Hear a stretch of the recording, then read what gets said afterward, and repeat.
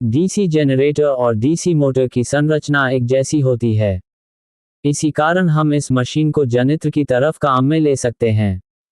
संरचना की दृष्टि से देखा जाए तो डीसी मोटर और डीसी जनरेटर में कोई अंतर नहीं होता है। डीसी जनरेटर और डीसी मोटर की संरचना एक जैसी होती है। इसी कारण हम इस मशीन को जनरेटर की तरफ काम में ले सकते हैं।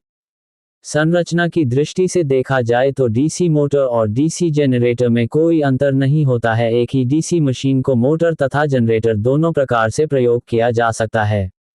जब डीसी मशीन को डीसी सप्लाई से संयोजित किया जाता है तो यह मशीन मोटर की तरह कार्य करती है, और जब यदि इसके शाफ्ट को किसी प्राइम मूवर द्वारा घुमाया जाता है तो वह जनरेटर की तरह कार्य करती है।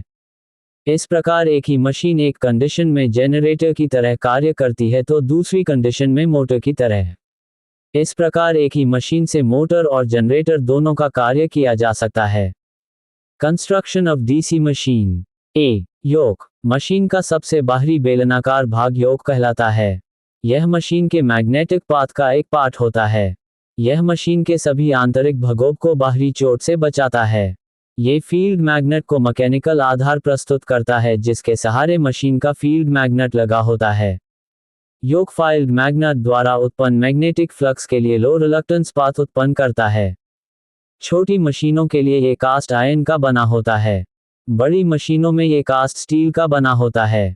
B, field magnet. ये फील्ड सिस्टम का दूसरा सबसे मुख्य भाग होता है क्योंकि यह भाग ही मशीन के लिए चुंबकीय फ्लक्स उत्पन्न करता है। इसे फील्ड पोल के नाम से भी जाना जाता है। छोटी डीसी मोटर्स में फील्ड मैग्नेट बनाने के लिए हम परमानेंट मैग्नेट का उपयोग करते हैं, लेकिन इंडस्ट्रीज में उपयोग होने वाली डीसी मशीन में फील्ड मैग्नेट को बनाने के लिए इलेक्ट्रोमैग्नेट का उपयोग किया जाता है। बड़ी डीसी मशीन में परमानेंट मैग्नेट इसलिए नहीं उपयोग किया जाता है क्योंकि परमानेंट मैग्नेट का चुंबकीय क्षेत्र दिन प्रतिदिन कम होती जाती है, जिसकी वजह से इसे समय समय पर बदलना पड़ता है, जिससे ओवरऑल कॉस्ट बढ़ जाती है।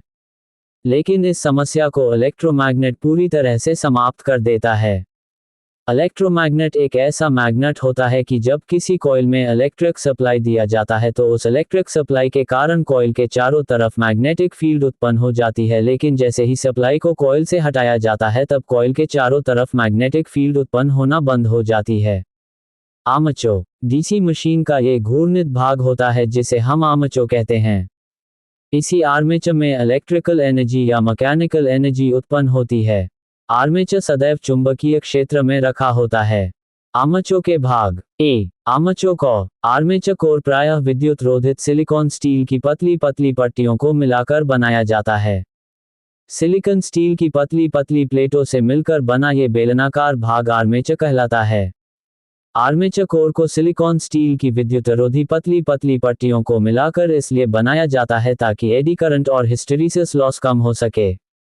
आर्मेचर कोर की बाहरी सतह पर शाफ्ट के समांतर खांचे कटे होते हैं। इन्हीं खांचों में आर्मेचर कॉइल रखी जाती है।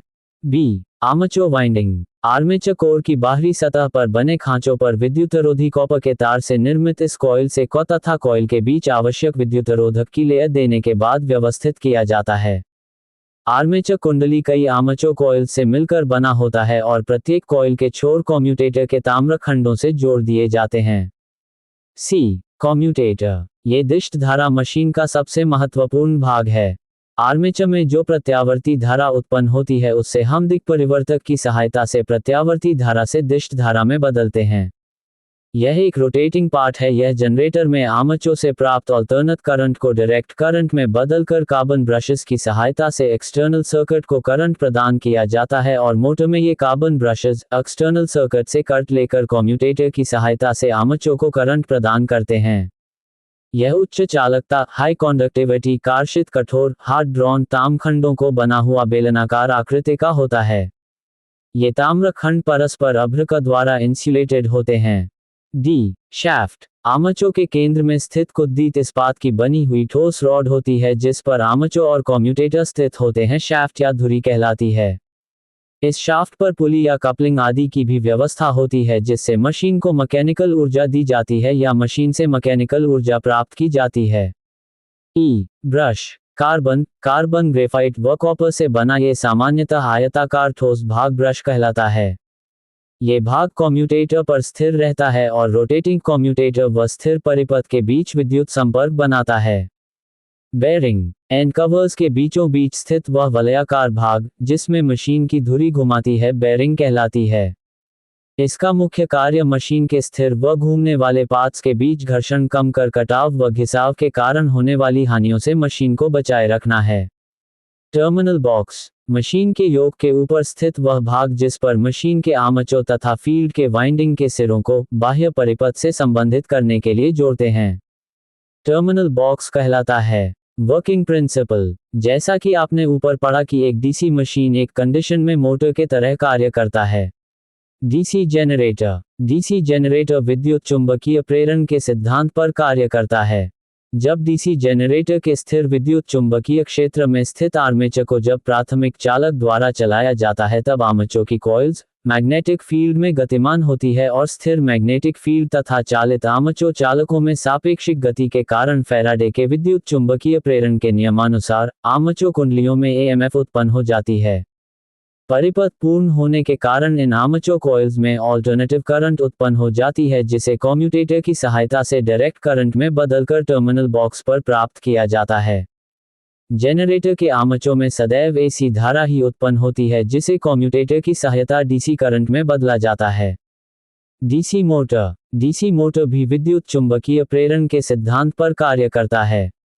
जब किसी चालक में धारा प्रवाह करते हुए उस चालक को मैग्नेटिक फील्ड में रखा जाता है तब उस चालक पर एक मैकेनिकल फोर्स कार्य करता है जो चालक को बल की दिशा में घुमा देता है, जिससे चालक उस बल के कारण मैग्नेटिक फील्ड में घूमता रहता है। यही मोटर का सिद्धांत है। दोस्तों, अगर यह वीडियो पसंद आई हो तो प्लीज़ वीडियो को लाइक जरूर कर दें और इस वीडियो को ज़रूरतमंद लोगों के साथ शेयर जरूर करें।